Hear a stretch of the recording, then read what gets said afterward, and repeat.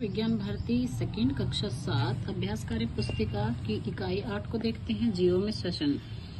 तो देखिए प्रश्न नंबर 1 है, जब हम कुछ समय के लिए सांस रोकने की कोशिश करते हैं तो दम घुटने लगता है। ऐसा क्यों होता है? देखिए ऐसा क्योंकि हमारे शरीर को निरंतर वायु की आवश्यकता होती है जो सांस द्वारा ही अंदर जाती है। नंबर 2, साइकिल के पहिए में हवा भरते हैं तो पहिया फूल जाता है और जब पहिए से हवा निकल जाती है तो पहिया पिचक जाता है। ठीक ऐसे ही हमारे शरीर के अंदर फेफड़े होते हैं जिनसे हवा भरती है और हवा बाहर निकलती है। यदि हमारे शरीर से फेफड़े निकाल दिए जाएं तो क्या होगा? देखिए इसका आंसर है श्वसन क्रिया संभव न होने के कारण व्यक्ति की मृत्यु हो जाएगी। प्रश्न नंबर 3, यदि हवा से भरे गुब्बारे को या कोल्ड ड्रिंक की बोतल को खोलते हैं तो क्या होता है? तो देखिए हवा तेजी से बाहर निकलती है। प्रश्न नंबर नेक्स्ट है, हमारी नाक हवा को अंदर खींचती है, सांस लेने में ली गई हवा को साफ करती है। नाक में छोटे छोटे बाल रोए होते हैं जो रोगाणु और धूल के कणों को अंदर आने से रोकते हैं। नाक बाहर की हवा को अंदर आने पर हवा का तापमान भी नियंत्रित करती है। हवा वायु को अंतःश्वसन, नाक हवा को अंतःश्वसन नमी प्रदान करती है। क्या होगा अगर हम नाक के स्थान पर मुंह से सांस लें? तो देखिए हानिकारक जीवाणु व धूलकण फेफड़ों में चले जाएंगे। सर्दी जुकाम होने पर सांस लेने में कठिनाई क्यों होती है? जुकाम में नाक में म्यूकस होने के कारण हवा का मार्ग अवरुद्ध हो जाता है और सांस लेने में कठिनाई होती है।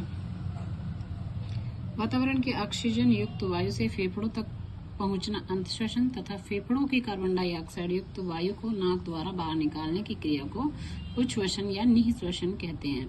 अंतःश्वसन प्लस उच्छ्वसन बराबर श्वासोच्छ्वास, सांस लेना तथा सांस छोड़ना। अंतःश्वसन होता है सांस लेना और उच्छ्वसन होता है सांस छोड़ना। जरा सोचिए, मछलियां, कॉकरोच, केंचुए में भी तो नाक नहीं होती, तो ये सब सांस कैसे लेते हैं? ये सभी विशेष अंगों द्वारा सांस लेते हैं। देखिए मछली जो है वो गिल्स यानी फेफड़ों द्वारा सांस लेती है, गिल्स यानी गलफड़ों द्वारा सांस लेती है। कॉकरोच ट्रेकिया द्वारा सांस लेते हैं। केंचुआ त्वचा द्वारा सांस लेता है। नेक्स्ट प्रश्न नंबर 7, चित्र को देखकर बॉक्स में अंग का नाम लिखिए। तो ये देखिए इसका नासाद्वार है और ये फेफड़े हैं। मनुष्य के श्वसन के विभिन्न भाग हैं। ऑक्सीजन युक्त वायु अंतःश्वसन द्वारा फेफड़ों तक, उसके बाद रक्त के माध्यम से प्रत्येक जीवित कोशिका में पहुंचकर उसमें उपस्थित भोज्य पदार्थों को विखंडित ऑक्सीकरण करती है।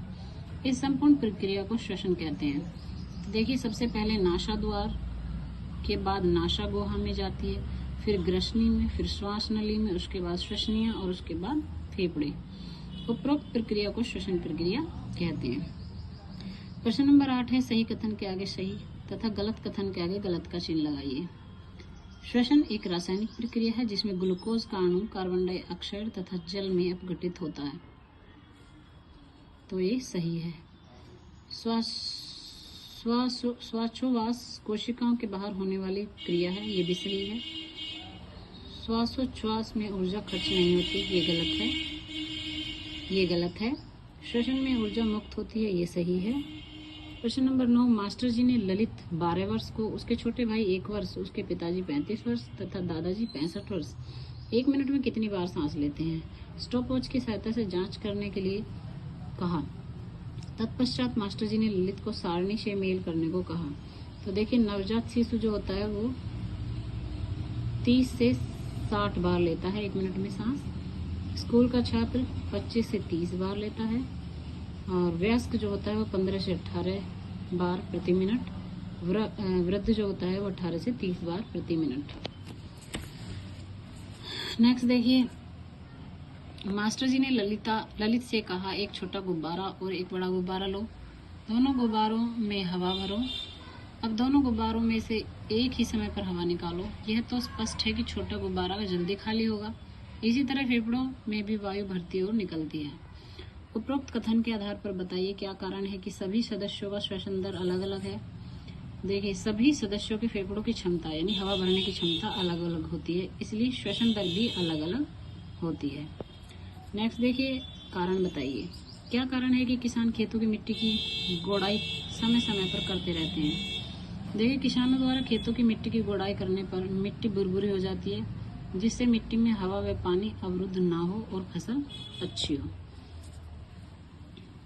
क्या कारण है कि सर्दियों में हमारे मुंह से भाप वाष्प निकलती है? सर्दियों में मुंह से निकली गर्म हवा बाहर के ठंडे वातावरण में आते ही संघनित होकर वाष्प के रूप में निकलती है। मनुष्य पानी के अंदर सांस नहीं ले सकता है। क्यों? देखिए, पानी के अंदर नाक तक वायु नहीं पहुंच पाती है, जिससे मनुष्य सांस नहीं ले पाता है। निरंतर श्वसन की क्रिया क्यों होती है?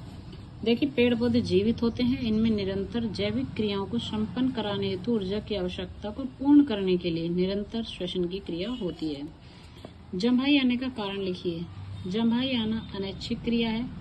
जब शरीर थक जाता है या हमें नींद आती है, तब शरीर में यह एक स्वाभाविक प्रतिक्रिया होती है। प्रश्न नंबर 16, निम्नलिखित प्रश्नों का उत्तर एक शब्द में दीजिए। देखिए, काष्ठ तनों में स्ट्रोमेटा अनुपस्थित होते हैं, अतः उनमें श्वसन के लिए कौन सी संरचना होती है? तो इसमें वातरंध्र या लेंटिकल्स होते हैं। प्रश्न नंबर 17, मेंढक एक उभयचर प्राणी है। वह जल और स्थल दोनों में रहता है। वह दोनों ही स्थितियों में किस प्रकार से सांस लेता है? तो देखिए, मेंढक जल में तो त्वचा द्वारा सांस लेता है और स्थल पर फेफड़ों द्वारा सांस लेता है। प्रश्न नंबर 8, विशेष अंत श्वसन में ली गई वायु में 21% ऑक्सीजन और उच्च श्वसन में छोड़ी गई वायु, इसमें 16.4% ऑक्सीजन, 0.04% कार्बन डाइऑक्साइड और 4.4% कार्बन डाइऑक्साइड। यानी अंत श्वसन में ली गई वायु में 21% ऑक्सीजन होती है और 0.04% कार्बन डाइऑक्साइड होती है, और उच्च श्वसन में छोड़ी गई वायु में 16.4% ऑक्सीजन होती है और 4.4% कार्बन डाइऑक्साइड होती है। प्रश्न नंबर 19, अंत श्वसन में ली गई वायु में कौन सी गैस होती है? तो देखिए, 21% ऑक्सीजन तथा 0.04% कार्बन डाइऑक्साइड तथा नाइट्रोजन व अन्य गैसें भी होती हैं। और उच्च श्वसन में की क्रिया में क्या केवल कार्बन डाइऑक्साइड ही होती है? नहीं, कार्बन डाइऑक्साइड के साथ ऑक्सीजन, नाइट्रोजन व अन्य गैसें भी होती हैं। नेक्स्ट है प्रश्न नंबर 21, हिचकी आने का क्या कारण है? तो देखिए, डायफ्राम में दिक्कत होने पर इसमें ऐंठन होने लगती है, जिसकी वजह से हवा गले में अचानक रुक जाती है, जिससे हिचकी आने लगती है। यह अनैच्छिक क्रिया है। छींकना श्वसन क्रिया के अंतर्गत आता है कि नहीं? नहीं, छींकना एक प्रतिक्रिया जब विदेशी कण नाक में प्रवेश कर जाते हैं या एलर्जी होती है तो छींक द्वारा इन कणों को बाहर निकाल देते हैं। तो इसी के साथ ये लेसन यही समाप्त हो जाता है। धन्यवाद।